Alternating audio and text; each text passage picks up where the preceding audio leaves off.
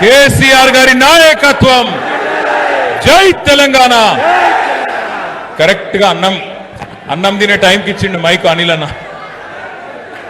గౌరవనీయులు, మీ అందరి అభిమాన నాయకుడు, గౌరవనీయులైన మీ శాసనసభ్యుడు, మా సోదరుడు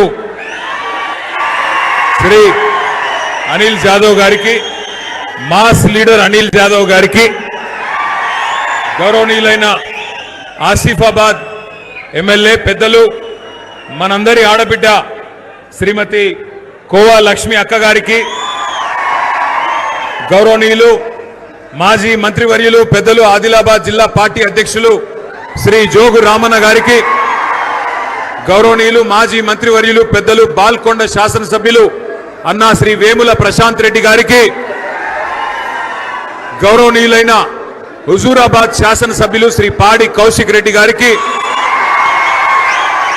గౌరవనీయులైన కోరుట్ల శాసనసభ్యులు శ్రీ డాక్టర్ సంజయ్ గారికి, సంజయ్ కాగా, గౌరవనీయులైన ఎమ్మెల్సీ తమ్ముడు శ్రీ నవీన్ కుమార్ రెడ్డి గారికి. నవీన్ కుమార్ రెడ్డి గారు ఒక నిమిషం, పాలమూరులో మన ప్రభుత్వం పోయినాక రేవంత్ రెడ్డి సొంత జిల్లాలో అక్కడ ఎమ్మెల్సీగా గెలిచి వచ్చిన నాయకుడు మన తమ్ముడు నవీన్ కుమార్ రెడ్డి. అట్లాగే గౌరవనీయులు మన ఖానాపూర్ ఇన్ఛార్జ్ సోదరుడు బూక్యా జాన్సన్ రాథోడ్ గారికి, గౌరవనీయులు ఆర్మూర్ మాజీ శాసనసభ్యులు శ్రీ ఆసన్న గారి జీవన్ రెడ్డి గారికి, అట్లాగే ముదోల్ నుంచి ఇక్కడికి విచ్చేసిన సోదరులు శ్రీ విలాస్ గాడేవార్ గారికి, డాక్టర్ కిరణ్ కుమ్రేవార్ గారికి, సోదరులు శ్యామ్ సుందర్ గారికి, చిన్నారావు గారికి, ఇంకా పేరు పేరున మరి ఆదిలాబాద్ నిర్మల్ జిల్లాలోని వివిధ ప్రాంతాల నుంచి ఇక్కడికి విచ్చేసిన నాయకులకు, కానీ అందరికంటే ముఖ్యంగా ఇంత ఆకలైతుంటే, ఇంత ఎండగొడుతుంటే కూడా ఓపికగా ఉన్న మా బోత్ అన్నదమ్ములకు, ఆడబిడ్డలందరికీ నా చేతులెత్తి హృదయపూర్వకంగా మీకు నమస్కారం.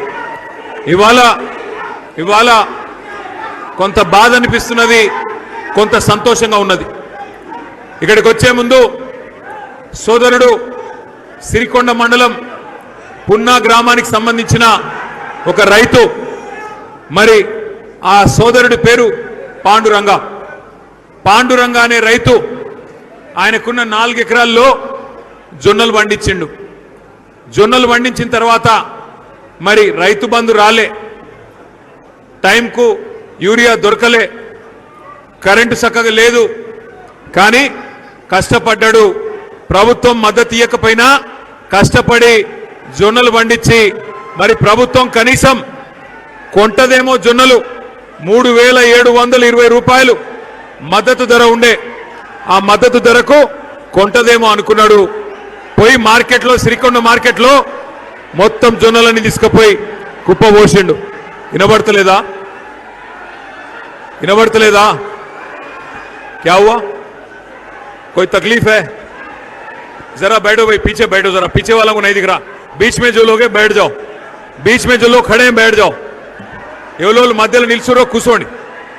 15 मिनट में पूरा करेंगे. जरा దయచేసి కూర్చోవాలని మా అన్నల తమ్ముల గుర్తు.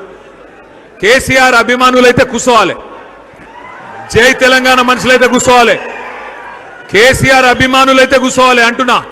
మీ ఇష్టం. ఇంకా ఇటున్నోళ్ళు కూడా కేసీఆర్ అభిమానులైతే కూర్చోవాలి, అడ్డం ఉండొద్దు, కూర్చోవాలి దయచేసి.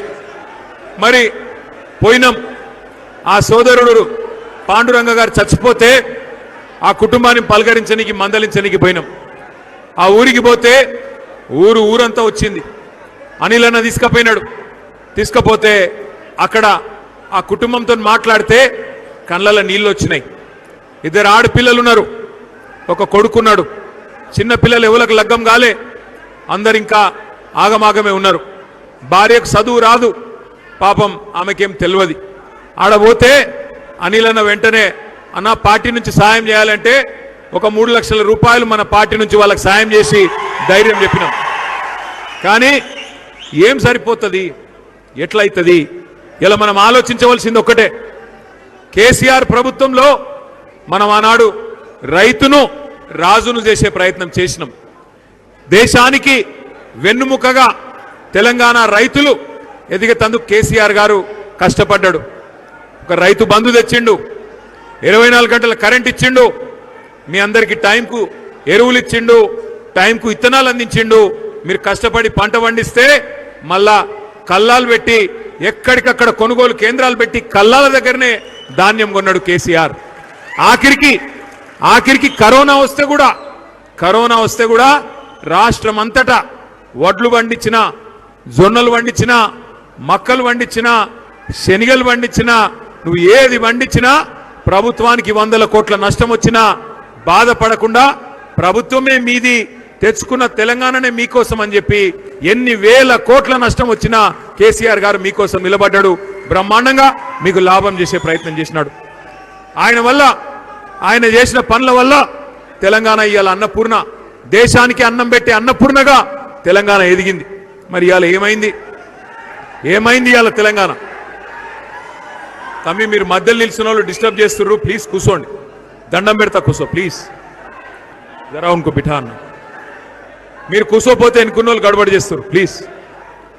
దేశానికే అన్నం పెట్టే స్థాయికి, దేశానికే బువ్వ పెట్టే స్థాయికి ఇవాళ తెలంగాణ ఎదిగింది. కానీ నిన్న ఈ ఒక్క మాట మీరు జాగ్రత్తగా వినాలి, మనసుకి ఎక్కించుకోవాలి, 10 మందికి చెప్పాలి ఊర్లలో.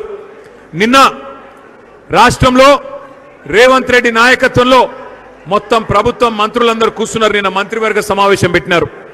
ఏం చెప్పినారల్లా, ఏం డిసైడ్ చేసినారు అంటే కేవలం ఈ కాడి నుంచి వచ్చే పంట నుంచి, ఈ కాడి నుంచి ఒక్క గింజ కూడా కేంద్రం ఇచ్చిన కోటా కంటే ఒక్క గింజ కూడా నేను ఎక్కువ కొనా అంటున్నాడు రేవంత్ రెడ్డి. అంటే ఏమిటిది? కేంద్రం గిన్న నేను 40 లక్షల క్వింటాలే కొంటా అంటే నేను అంతకంటే ఒక్క గింజ ఎక్కువ కొనా అంటున్నాడు ఇవాళ రేవంత్ రెడ్డి ప్రభుత్వం. నేను అడుగుతున్నా, ఒక మాట మీరు ఆలోచించమని కోరుతున్నా. మరి ఇదివరకు ఇదే రేవంత్ రెడ్డి ఏం మాట్లాడిండో ఒక్కసారి యాద్ చేసుకోండి. ఈ రేవంత్ రెడ్డి గారి గురువు గారు ఆనాడు ఇదే తెలంగాణను, ఇదే ఆంధ్రప్రదేశ్ను ఏలిన సమైక్య పాలకులు వాళ్ళ పరిపాలనలో మన తెలంగాణ రైతులను అరిగొసబెట్టినరు, ఆగం చేసిండ్రు.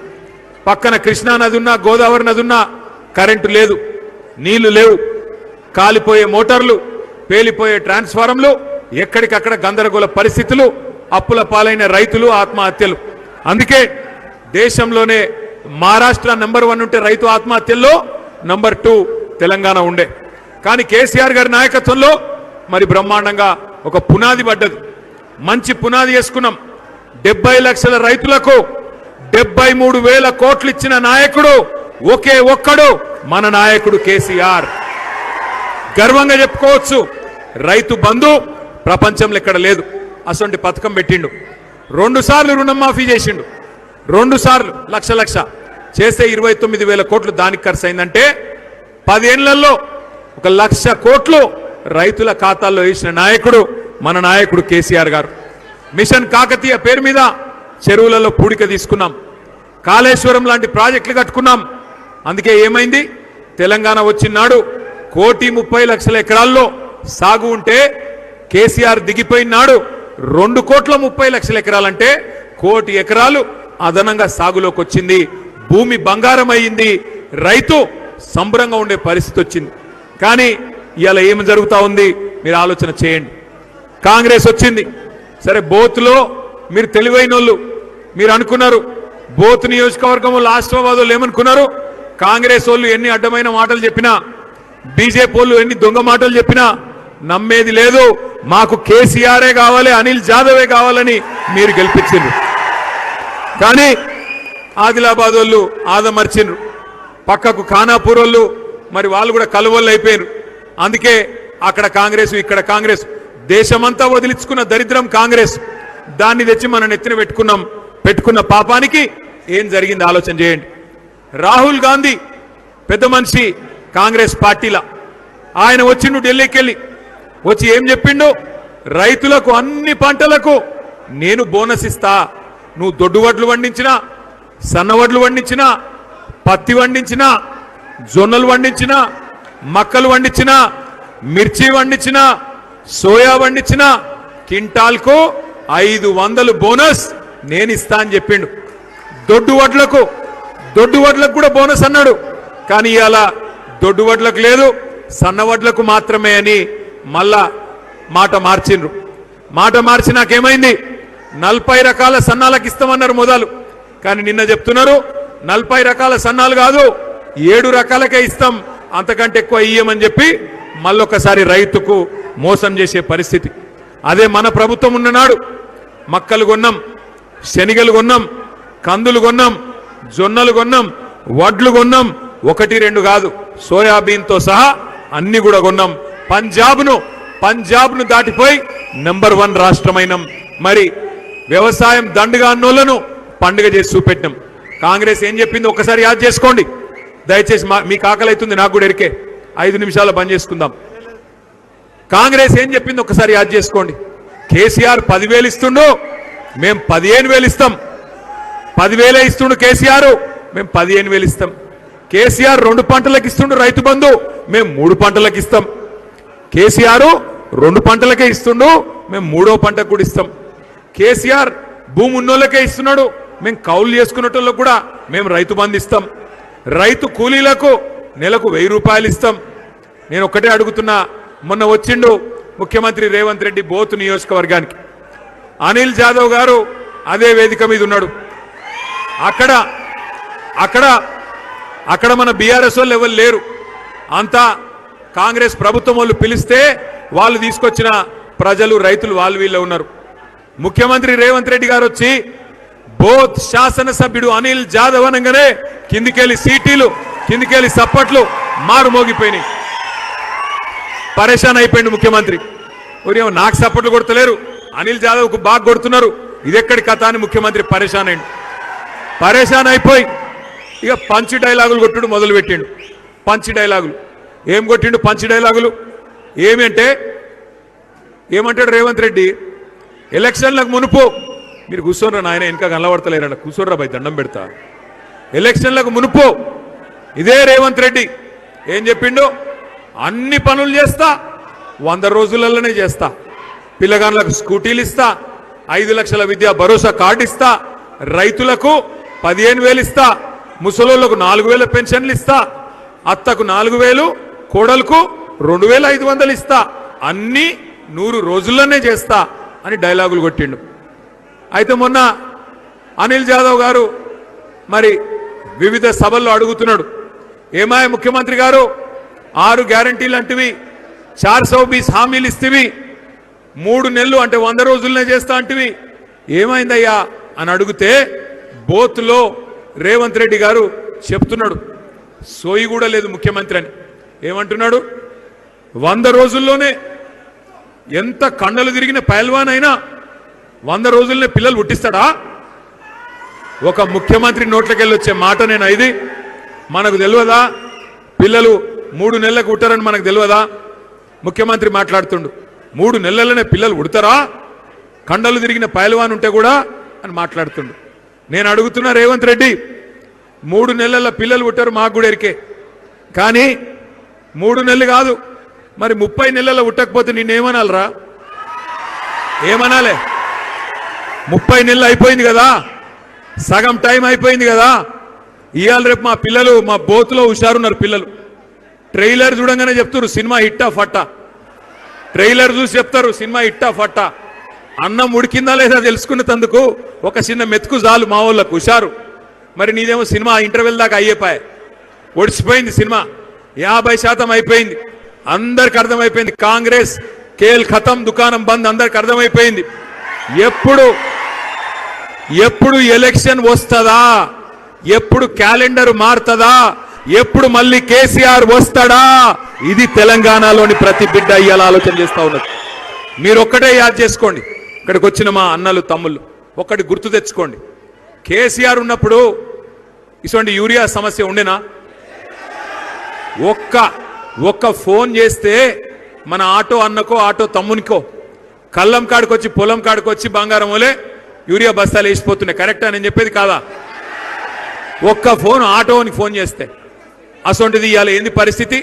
అదేదో యాప్ తెచ్చిండ్రు, ఏం యాపు? అసలు షాపులో ఉంటే కదా యాప్లో ఉండేది. షాపులోనే లేకపోయా యూరియా, యాప్లో ఆడికెళ్ళి వస్తుంది. అది సమస్య. వీళ్ళకి తెలివి లేదు, తెలివి లేదు. ఆఖరికి రైతులకు సంచులు సంచులు సప్లై చేసే తెలివి కూడా లేదు, బార్దానిచ్చే తెలివి లేదు. ఉన్నదా? సుతిలు లేదు, బార్దాన్ లేదు, సంచులు కూడా లేవు.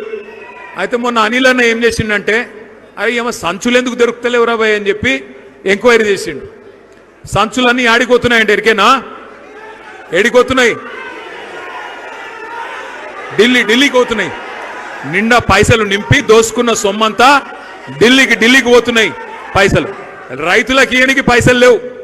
రైతు బంధు 3 సార్లు ఎగ్గొట్టిండు ఇప్పటికి సిగ్గులేని రేవంత్ రెడ్డి.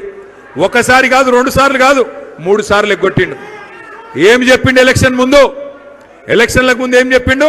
అప్పుడు కేసీఆర్ సార్ అన్నాడు, ఈ కాంగ్రెస్ వాళ్ళు అధికారంలోకి వస్తే రైతు బంధుకు రామ్ అయిపోతుంది, రైతు బంధు ఉండదు, యాది పెట్టుకోండి, మోసపోతే గోసపడతారు అని చెప్పిండు. అప్పుడు రేవంత్ రెడ్డి ఏమన్నాడు ఎరికేనా? రేవంత్ రెడ్డి ఏమన్నాడు? కేసీఆర్ అంటున్నాడు మేము అధికారంలోకి వస్తే రైతు బంధు బంద్ అవుతుంది అంటున్నాడు, మేమేమన్నా దివానగాళ్ళమా, మాకేమన్నా దిమాగు లేదా, మేమేమన్నా పిచ్చోళ్ళమా అని మాట్లాడిండు. ఇవాళ నేను అడుగుతున్నా రేవంత్ రెడ్డి, 3 సార్లు రైతు బంధు ఎగ్గొట్టిన ఏమనాలే? హౌలా అనాలనా, దివానా అనాలనా, దిమాగ్ లేనోడు అనాలనా, ఏమనాలి చెప్పు? ఏం చేస్తావు? ఎక్కువ పెడతావు, ఇంకో కేసు పెడతావు, పెట్టు. అంతే కదా పెట్టేది, కేసులు పెట్టుడు తప్ప ఆయనకి ఏమైనా ఎరికేనా? ఏమైనా వచ్చా? కేసులు పెట్టుడు, బూతులు మాట్లాడు తప్ప 2.5 ఏళ్ళు పీకింది ఏమైనా ఉందా? ఏమీ లేదు. గట్టిగా అడిగినావు అనుకో, ఏమైనా రేవంత్ రెడ్డి మా ఆడపిల్లలకు 2500 ఇస్తాను కదా, ఏమాయంటే నీ లాగుల తోండలు ఇడిచి పెడతా. ఏమైనా రేవంత్ రెడ్డి రైతు బంధు ఎప్పుడేస్తావంటే నీ గుట్లు వీకి గోటీలు ఆడతా. ఏమైనా మరి మా పిల్లగాళ్ళు ఎదురు చూస్తాను 2 లక్షల ఉద్యోగాలు ఎప్పుడు ఇస్తావా అంటే నీ పేగులు తీసుకొని మెడలేసుకుంటా. పేగులు మెడలేసుకుంటుండేది నాకు అర్థం కాదు. నువ్వు బోటి కొట్టేటోనువా? బోటి కొట్టేటోడు అయితే పేగుల మెడలేసుకుంటాడు. నువ్వు ఏమిటిది? ముఖ్యమంత్రివి. ముఖ్యమంత్రి తిరిగి మాట్లాడాలి, సిగ్గులేని మాటలు. ఒకటి యాద్ చేసుకోండి, ఇవాళ రేవంత్ రెడ్డి తీసుకున్న నిర్ణయం మొత్తం రైతాంగానికి ఒక శాపం. ఇకాడి నుంచి కొనడటిగా ఆయన గింజలు కొనడట, వడ్లు కొనడట, మీరు వండించే జొన్నలు కొనడట, శనిగలు కొనడట. మోడీ ఎంత కొనమంటే గంతే కొంటాడట, మీదికెళ్ళి కొనడట. అంటే నువ్వు ఎకరానికి 40 క్వింటాలు వడ్లు వండించినా ఒకవేళ మోడీ గారు రేపటి రోజున కోట 10 క్వింటాలే అంటే 10 కొంటాడట, మిగతా 30 నువ్వు బయట అమ్ముకోవాలి. ఇవాళ నిన్న తీసుకున్న నిర్ణయం అది. మరి ఊకుందామా మరలబడదామా? నేను ఇప్పుడు పున్న గ్రామంలో కూడా చెప్పినా, మీకు కూడా చెప్తున్నా, రైతులను చూస్తున్నా నేను కొనుగోలు కేంద్రాలలో కాళ్ళు పట్టుకుంటూ పోయి ఆఫీసర్లు, అయ్యా కొనండి అయ్యా అని. కాళ్ళు పట్టుకున్నాడు కాదు, కాలర్ పట్టుకోండి. కాంగ్రెస్ వల్ల గల్లా పట్టుకుని అడగండి ఎక్కడ పోయింది, నువ్వు చెప్పిన బోనస్ ఎక్కడ పోయింది అని అడగండి, నువ్వు చెప్పిన కొనుగోలు కేంద్రాలు ఎక్కడ పోయినాయి అని అడగండి. నీ వల్ల, నీ ప్రభుత్వ అసమర్థత వల్ల రైతులు ఆత్మహత్య చేసుకునే పరిస్థితి ఎందుకు వచ్చిందని అడగండి. వదిలిపెట్టం రేవంత్ రెడ్డిని. నువ్వే కదా 15 రోజుల కింద చెప్పినావు చివరి గింజ దాకా కొంటా అన్నావు. ఇవాళ ఏమైంది మరి? చివరి గింజ దాకా కొంటా, మోడీ మెడలు వంచుతా, నేను మోడీని ఇది చేస్తా అది చేస్తా అని తొడలు కొడుతీవి. ఇవాళ ఏమైంది అని అడుగుతున్నా. కాంగ్రెస్ కు 8 మంది ఎంపీలు ఉన్నారు. మీ ఆదిలాబాద్ లో కూడా బీజేపీ ఎంపీ ఉన్నాడు. 16 మంది ఎంపీలను నేను అంటా ఉన్నా. కాంగ్రెస్ ప్రభుత్వానికి రాష్ట్రంలో ఎంత బాధ్యత ఉందో 16 మంది ఎంపీలు మీకు కూడా అంతే బాధ్యత ఉంది. కేసీఆర్ ప్రభుత్వం ఉన్నప్పుడు కూడా మోడీ ప్రభుత్వం మేము వడ్లు కొనమంటే మొత్తం కేబినెట్ మేము ఢిల్లీ పోయినాం. కేసీఆర్ సార్తో సహా మంత్రులు, ఎమ్మెల్యేలు, ఎమ్మెల్సీలు, ఎంపీలు అందరం ఢిల్లీ పోయి ధర్నా చేసి ప్రభుత్వం మెడలు వంచి కొనేటట్టు చేసి వచ్చిన నాయకుడు మనగాడు మన నాయకుడు కేసీఆర్. ఇవాళ ఉన్న ఎంపీలు 8 మంది కాంగ్రెస్ వాళ్ళు, 8 మంది బీజేపీ వాళ్ళు. మీకు కూడా జిమ్మేదారు ఉన్నది. రేవంత్ రెడ్డి తప్పించుకుంటా అంటే ఆయనని ఇడిచిపెట్టాం, ఎంపీలను కూడా ఇడిచిపెట్టాం. మీరు గెలిపించింది ఆదిలాబాద్ ప్రజలు. బీజేపీ ఎంపీని ఇక్కడ తప్పకుండా నిలదీయాలి, అడగాలి. ఏమయ్యా కొనడట మోడీ, ఎందుకు కొనడు రేవంత్ రెడ్డి వడ్లు, ఎందుకు కొనడు జొన్నలు, ఎందుకు కొనడు కందులు, ఎందుకు కొనడు సోయా? కేసీఆర్ ఉన్నప్పుడు కొన్నాడు ఎట్లా, ఇప్పుడు కొనరు ఎట్లా అని గట్టిగా నిలదీయాల్సిన బాధ్యత మన మీదనే ఉన్నది. నేను ముగించే ముందు మీ తరఫున చెప్పేది ఒకటే, ఇది రైతు బంధు ప్రభుత్వం పోయింది, ఒక రాబంధు ప్రభుత్వం వచ్చింది. ఈ రాబందు కాంగ్రెస్ ప్రభుత్వం వచ్చింది. కాంగ్రెస్ అనేది కరోనా కంటే డేంజరు. ఇది ఊర్లలో చెప్పాలి. కరోనా అప్పుడు కూడా కేసీఆర్ గింజలు కొన్నాడు, వడ్లు కొన్నాడు, అన్ని కొన్నాడు. కానీ ఇలా కరోనా కంటే డేంజర్ కాంగ్రెస్ కాబట్టి వాళ్ళు కొంటలేరు. రైతును సంపే ప్రభుత్వం వచ్చింది. అందుకే నేను అనేది మిమ్మల్ని ఒకటే, రైతును రాజు చేసే కేసీఆర్ నాయకత్వం మళ్ళా రావాలంటే మనం గట్టిగా నిలబడాలి. మీకు ఒక చిన్న ముచ్చట చెప్పిపోయేందుకే నేను ఇక్కడ దాకా వచ్చిన. ఈ నెల 25వ తారీఖు నుంచి మరి ఎస్ఐఆర్ అనే కార్యక్రమం కూడా చాలు అవుతున్నది. ఎస్ఐఆర్ అనే కార్యక్రమం చాలు అవుతుంది. జర గడబడి చేయకూడదు ప్లీజ్. ఒక్కసారి నేను మీకు చూపెట్టే ప్రయత్నం చేస్తా. ఏమిటిది ఎస్ఐఆర్ అంటే? ఏమిటిది ఎస్ఐఆర్ అంటే?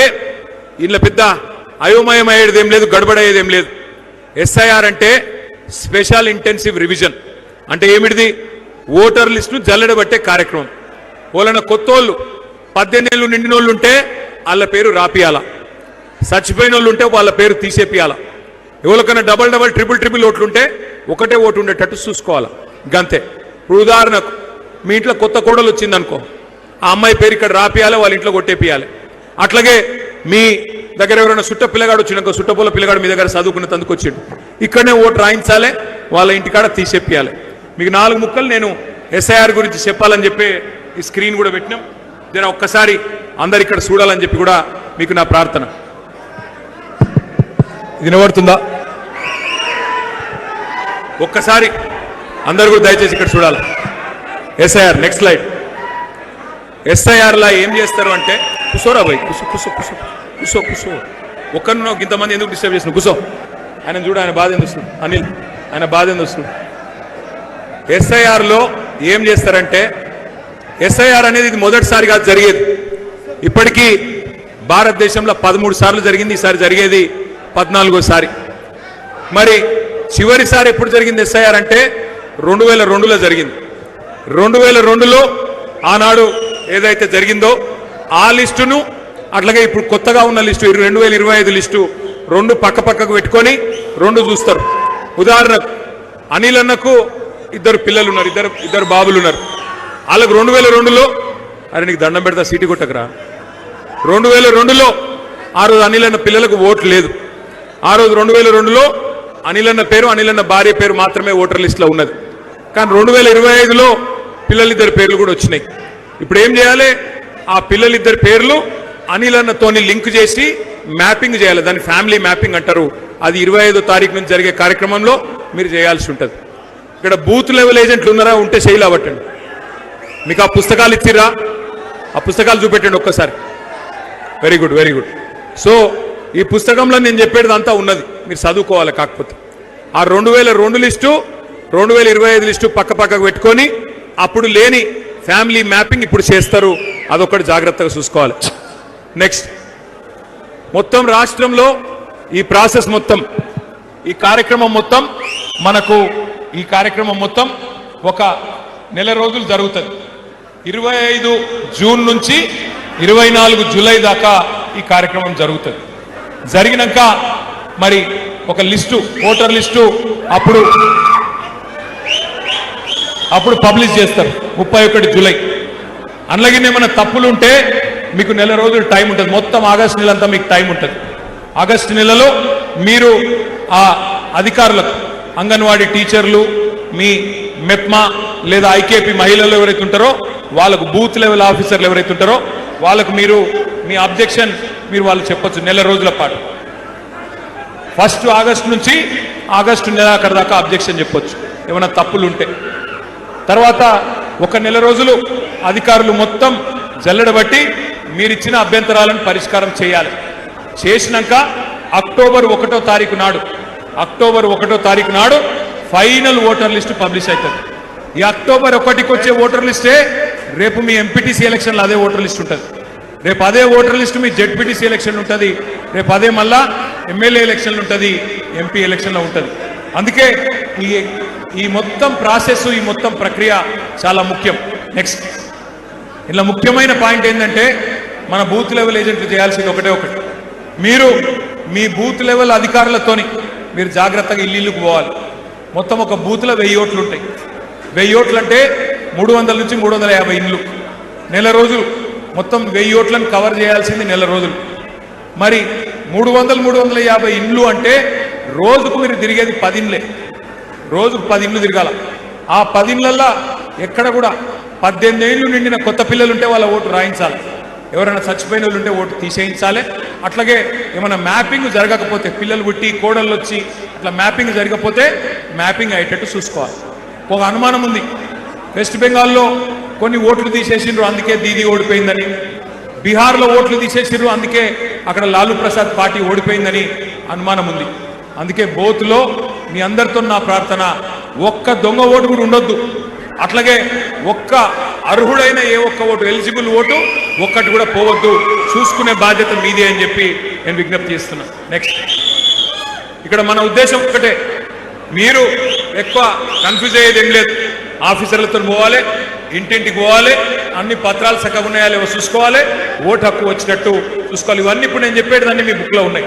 నెక్స్ట్, ఒక్క ఈ 13 కాగితాలలో ఏ ఒక్క కాగితం ఉన్నా కొత్త ఓటు కోసం దరఖాస్తు చేసుకోవచ్చు.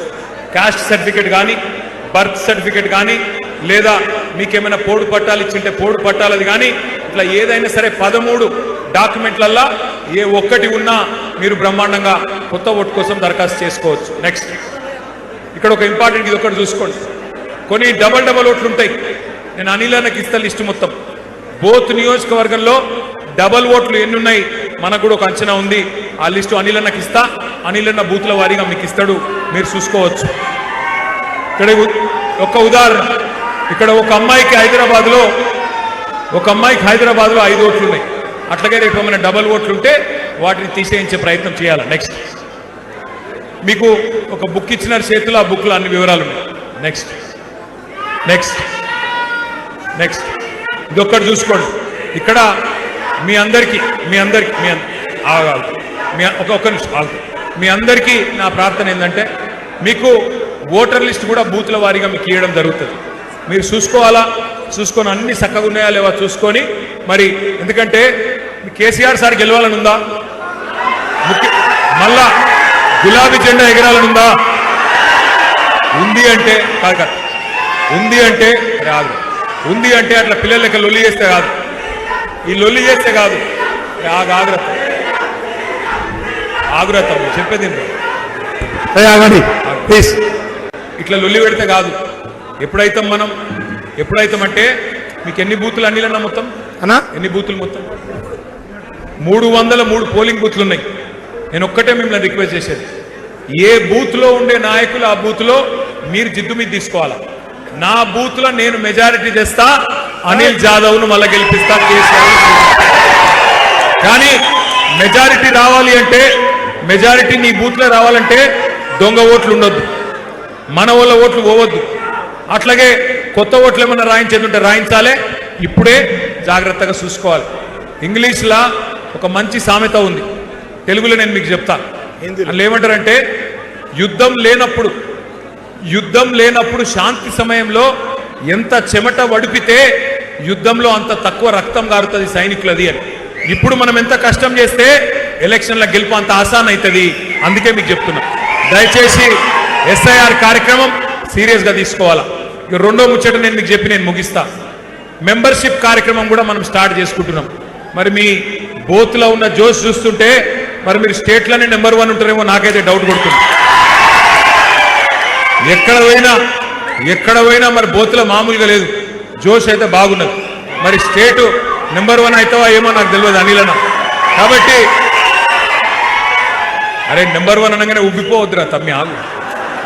నెంబర్ 1 అని ఎందుకంటున్నా అంటే జోష్ ఉన్నది, పిల్లగాళ్ళు ఉన్నారు, పెద్ద మనుషులు ఉన్నారు, పార్టీ నాయకత్వం ఉన్నది, అంతా గట్టిగా ఉన్నది. కానీ ఒక్కొక్క బూత్లా ఇద్దరిద్దరు పిల్లలకు ట్రైనింగ్ ఇస్తాం. ఆ యాప్ ఎట్లా, అరే నీకు దండం పెడతా ఆగురా భయ్, ఆగురా నీకు దండం పెడతారా తమ్మి, నీకు దండం పెడతా దయ ఆగు ప్లీజ్. జై తెలంగాణ. అయితే ఒక్కొక్క ఇప్పుడు మనం ఇవాళ రేపు సినిమా టికెట్లు కొనాలన్నా యాప్లనే కొంటున్నారు, మీరు ఏదైనా చిన్న వస్తువు ఆర్డర్ చేయాలన్నా అదే ఒత్తుతున్నారు. అందుకే ఏమనుకున్నామంటే ఇక మనం కూడా మన మెంబర్షిప్ కూడా అట్లా ఫోన్ల ద్వారా చేద్దామని ఒక ప్రయత్నం చేస్తున్నాం. చేసి అందులో ఏముంటుందంటే మీరు ఎక్కువ శ్రమ పడేది కూడా లేదు, బాధపడేది లేదు. అందులో ఏం పెట్టినాం, మీ బూత్లో ఉండే ఇద్దరు ట్రైనింగ్ ఇచ్చినాక ఆ బూత్లో ఉండే లిస్టు మీ కాడికే వస్తుంది. చలో ప్లీజ్. అరే ఇద్దరు గడబడి చేస్తే మొత్తం మీటింగ్ డిస్టర్బ్ అవుతుంది. వద్దు, ఆ బూత్లో మీకు ఇస్తాము, ఆ లిస్టు అందులో ఉంటుంది. మీరు జస్ట్ పేరు కొడితే లేకపోతే ఓటర్ ఐడి కొడితే మొత్తం వివరాలు మన యాప్లోకి వస్తాయి. ఇది చాలా ముఖ్యం, చాలా ఈజీ. ఒక ఫోన్ నంబర్ ఒకటి మీరు ఎంటర్ చేయాలి. కానీ ఒకటి మెల్లగిన్లో మేము కూడా ఒక చిన్న పరీక్ష పెడుతున్నాం మీకు. మీరు తిరిగి చేస్తుర్రా కూర్చొని చేస్తుర్రా మాకు తెలియాలి. అందుకే ఏం పెట్టినా మళ్ళా ఒక బటన్ ఒత్తితే నువ్వు ఎక్కడున్నావో నాకు తెలిసిపోతుంది. నువ్వు అక్కడ బటన్ ఒత్తితే అనిల్ ఇంటికాడున్నావా, నీ ఇంటికాడున్నావా, కార్యకర్త ఇంటికాడికి పోయి చేస్తున్నావా, లేకపోతే నీ ఇంట్లో కూర్చొని ఒక అరలో కూర్చొని రాస్తున్నావా, అది కూడా తెలిసిపోతుంది. జీపీఎస్ ఉన్నది, జీపీఎస్ సరికే కదా, ఆ జీపీఎస్ ఉన్నది. కాబట్టి తిరిగి చేస్తేనే తప్ప దొరికిపోతాం. మరి ఎవరన్నా నాయకులు బూత్